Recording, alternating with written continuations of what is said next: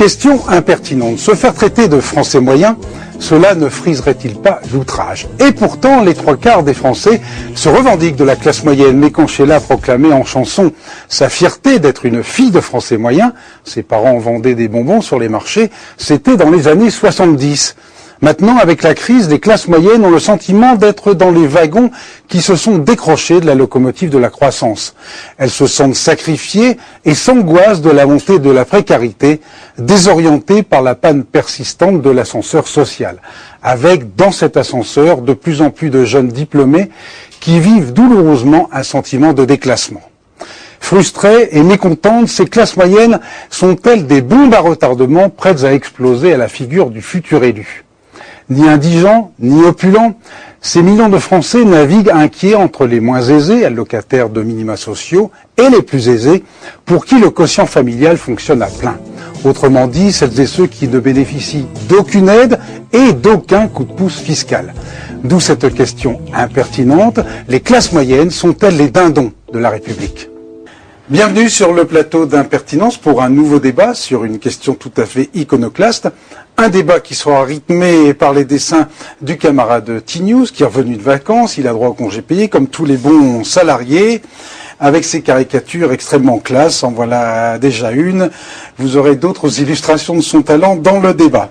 Débat rythmé également pour nos oreilles sensibles par mon buzzer adorable, mon buzzer anti-langue de bois, mais je pense que c'est pas du tout la spécialité de nos deux invités de ce soir. Nous, aujourd'hui, un débat de jeunes, comme on dit. À ma gauche, Najat Vallaud-Belkacem, 29 ans, né au Maroc. À 4 ans, vous avez retrouvé votre famille en France avec le regroupement familial. Diplômé de Sciences Po, juriste, entre un moment chargé de mission au cabinet de Gérard Collomb, le maire de Lyon, conseiller régional socialiste en région Rhône-Alpes, et puis depuis peu, porte-parole de Ségolène Royal. Auparavant, dans son staff, vous occupiez des questions d'éducation et d'insertion. À ma droite, Laurent Wauquiez, 32 ans, élu donc 31, donc élu à 26 ans, donc toujours Benjamin de l'Assemblée. Alors une pluie de diplômes, Sciences Po, Normal Sup, agrégation d'histoire, ENA, donc une tête bien faite, et nous le souhaitons bien faite, bien pleine. Député UMP de Haute-Loire, c'est ça? Exactement. Voilà. Alors nous allons tout de suite entrer dans le vif du sujet. Est-ce que selon, pour vous, on va avoir une petite demi-heure pour préciser la pensée, mais rapidement, est-ce que selon vous, les classes moyennes sont les dindons de la République? Najat, par... honneur aux dames. Difficile de répondre par oui ou par non à votre question, mais c'est vrai que jusqu'à présent, on avait le sentiment que les classes moyennes étaient celles qui, par leurs études ou par leur emploi, pouvaient prétendre légitimement à progresser dans la hiérarchie sociale, et que depuis quelques années, on a le sentiment au contraire que c'est celles qui ont le plus de peur, d'inquiétude, et notamment l'inquiétude du déclassement social. Et je crois que la question se pose en particulier pour les plus jeunes, puisque là où il y a 30 ans, dans les classes moyennes, c'était les quinquagénaires ou les sexagénaires qui pouvaient avoir peur pour leur quotidien et leur avenir, c'est aujourd'hui les trentenaires qui subissent la hausse des prix, la stagnation, voire la baisse du pouvoir d'achat, la hausse des prix de l'immobilier. Donc je crois en effet qu'il y a une vraie question sur les classes moyennes aujourd'hui. Laurent Wauquiez, vous faites la même analyse? Oui, je suis même beaucoup plus clair. Je pense que les classes moyennes, aujourd'hui, c'est vraiment le trou noir de la République française. C'est ceux qui sont oubliés. J'ai deux exemples très clairs qui sont en plus tirés de mon expérience en Haute-Loire. Le premier, s'agissant des bourses. Deux parents qui sont tous les deux au SMIC. Aujourd'hui, en étant au SMIC, vous avez accès à aucune aide en termes de bourse pour vos enfants qui vont étudier. Deuxième exemple, c'est une jeune femme qui travaille comme chef d'équipe dans un atelier dans une entreprise textile et qui m'a dit, moi, quand je me lève le matin à 5 heures du matin, que je vais travailler dans mon entreprise et que je fais mon compte quand je reviens chez moi, je gagne moins que si jamais j'étais resté au RMI parce que j'ai perdu toutes les aides à côté. Et je me dis, à quoi ça sert? Est-ce que la République me donne ma place? Mais juste un point, c'est que oui, mais il n'y a pas de fatalité. Et ça, c'est des choses qu'on peut inverser. Je pense que c'est un diagnostic, et d'ailleurs l'émission d'aujourd'hui en est le reflet, qu'on commence à avoir. Nous, par exemple, très clairement, notre programme est centré aujourd'hui sur les questions et les problèmes des classes moyennes.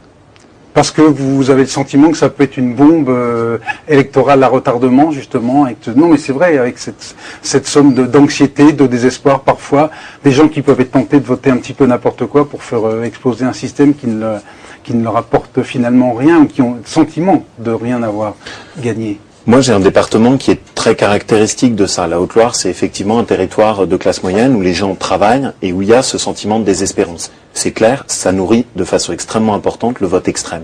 Alors, juste ma réponse quand même, j'espère que c'est ça et que vous n'allez pas me mettre un coup de buzzer, c'est que si on veut le traiter, c'est parce que c'est d'abord un problème de société et accessoirement, c'est un problème politique. Mais le problème, c'est d'abord un problème de société parce que je crois que réussir l'ascenseur social, contrairement à une idée souvent reçue, c'est pas s'occuper forcément des familles les plus démunies et les plus fragilisées, c'est faire en sorte que ça marche aussi au niveau des classes moyennes. Parce que s'il y a un trou noir au niveau des classes moyennes, vous pouvez mettre toutes les passerelles, tous les outils gadgets de coopération avec les ZEP, avec les familles les plus fragilisées, s'il y a le trou au niveau des classes moyennes, on s'en sort pas. Est-ce que le PS a la même préoccupation? Écoutez, moi, je m'étonne de partager à ce point-là le constat de M. Wauquiez et j'ai juste envie de lui poser une question. Pourquoi diable n'avez-vous pas remédié à ce problème plus tôt? Parce que moi j'ai plutôt le sentiment parce que ça date d'il y a 20 ans, on ne va pas faire de polémique là-dessus, c'est vraiment un sujet partagé. Mais aujourd'hui la situation c'est que depuis 5 ans, la précarité, que ce soit dans le domaine de l'emploi, que ce soit dans le domaine du logement, que ce soit à l'école, la précarité n'a fait qu'augmenter et je crois qu'avant de s'intéresser, là je suis d'accord avec vous, à une question politique qui est de dire pour qui vont voter ou est-ce que c'est une bombe à retardement que ces classes moyennes, je crois qu'il faut d'abord tirer le bilan de ce qui a été fait ou n'a pas été fait et essayer de remédier à cela. Par exemple, qu'est-ce que vous critiqueriez en premier? Qu'est-ce que vous proposeriez en premier pour par exemple, l'état de déshérence dans lequel se trouve aujourd'hui l'éducation nationale, les premiers à en pâtir, c'est les classes moyennes, pour la simple et bonne raison que c'est les classes moyennes qui aujourd'hui assurent encore un semblant de mixité dans les écoles situées dans les ZEP, par exemple. Les 125 000 postes d'enseignants, d'aides éducateurs, d'infirmiers qui ont été supprimés dans l'éducation nationale en 5 ans, ça fait des écoles en mauvais état, des professeurs pas motivés et des élèves mal formés. Par exemple, l'emploi, la création du CNE ou la tentative de création du CPE, c'est une précarité encore plus forte de l'emploi, alors même qu'on sait que le principal problème, vous évoquiez les jeunes tout à l'heure, c'est le principal problème des jeunes, c'est l'accès à l'emploi. Est-ce que c'est une solution que de leur proposer des emplois au rabais ?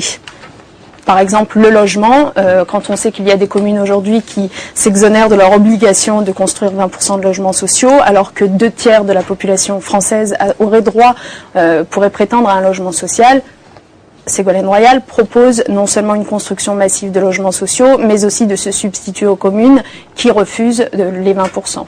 Pour nourrir ce débat, nous allons y revenir tout de suite. Je vous propose de voir le diagnostic. On parle beaucoup justement de malaise des classes moyennes. Eh bien, Germain Andrieux a eu l'idée de se placer justement dans les pas d'un médecin généraliste pour étudier ce diagnostic.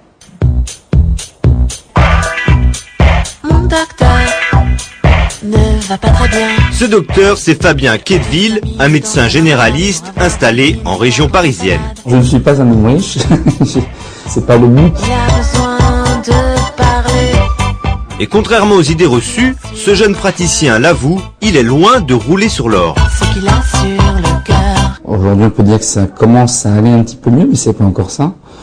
Moi, ça fait 3 ans que je suis installé, c'est 3 ans où il a fallu faire un petit peu attention et c'était pas forcément évident. Il a tous les symptômes du blues des classes moyennes. Sur le pont 6 jours sur 7, il enchaîne souvent des journées de 10 heures. Oui, madame Roselyne, j'ai vu votre gendre hier, donc je vous donnerai la feuille de soins et l'ordonnance. Il est là, derrière son bureau. On peut même voir sa... Quand vous arrivez, c'est le premier jour où vous travaillez, que vous savez que vous allez avoir 2 000 € de charges à payer à la fin du mois. Vous réfléchissez un peu, vous êtes content de faire votre métier parce que vous êtes content d'être installé, vous êtes content d'être arrivé à votre but. Et vous vous dites, bon, il va falloir que je fasse au moins 100 consultations dans le mois. Personne ne me connaît, comment je vais faire pour recruter des patients. Mais on y arrive. Mais j'avoue que c'est quelque chose d'assez stressant qui perturbe un petit peu mon métier. Et pour ce généraliste, la pilule est difficile à avaler. Le diagnostic est sans appel. Plus de 10 ans d'études et 2 concours de haut niveau, et le pouvoir d'achat n'est pas au rendez-vous. On ne peut pas demander aux gens de faire 10 ans d'études et de gagner